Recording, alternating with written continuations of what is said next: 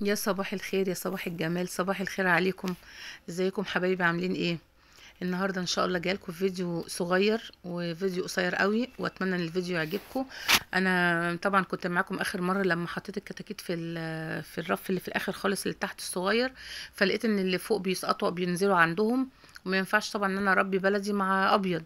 فانا حبيت اعمل للكتاكيت البيضه مكان نظيف، يعتبر هم اول مكان كده يقعدوا فيه، يعني يبقى مكان نظيف ليهم، ما فيهوش ريحه الفراخ اللي قبل كده، ومطهره المكان، ومخلياه ليهم مكان خاص بيهم هم، لان انتوا زي ما حضراتكم عارفين ان الكتاكيت البيضه ديت اساسا نفسها قصير وحساسه جدا، ما بتتحملش نفس الفراخ البلدي او كتاكيت البلدي. هي بتحب ان هي تبقى عايشه لوحديها وفي مكان نظيف قوي، ما تحبش ان هي تبقى في مكان متربي فيه قبل كده. فبنحاول بقدر الامكان نطهر المكان اللي كان قبل كده موجود فيه طيور تانية. فهنا زي ما انتم شايفين انا جبت بلاستيك ودهنت من جوه العشه عشان اخليها تعتبر جديده، ولو فيها اي فيروسات او اي ميكروب او اي حاجه ما يبقاش فيها. وجيت هنا عند الباب برضو دهنته، كان عندي بوهيه خضراء دهنته زي ما انتم شايفين كده. و...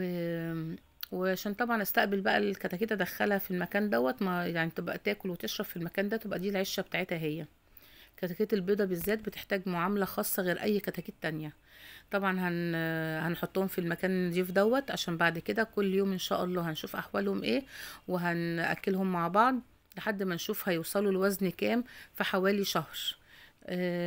إذا إن شاء الله ربنا كرم ووزنهم بقى كويس ممكن نذبحهم بعد شهر. المهم إن انتي تغذيهم كويس وتنضفي لهم المكان، ويبقى قاعدين في مكان نضيف. فانا عملت الفيديو الصغير ده النهارده، اتمنى ان الفيديو يكون عجبكم، وتعملوا لي اشتراك.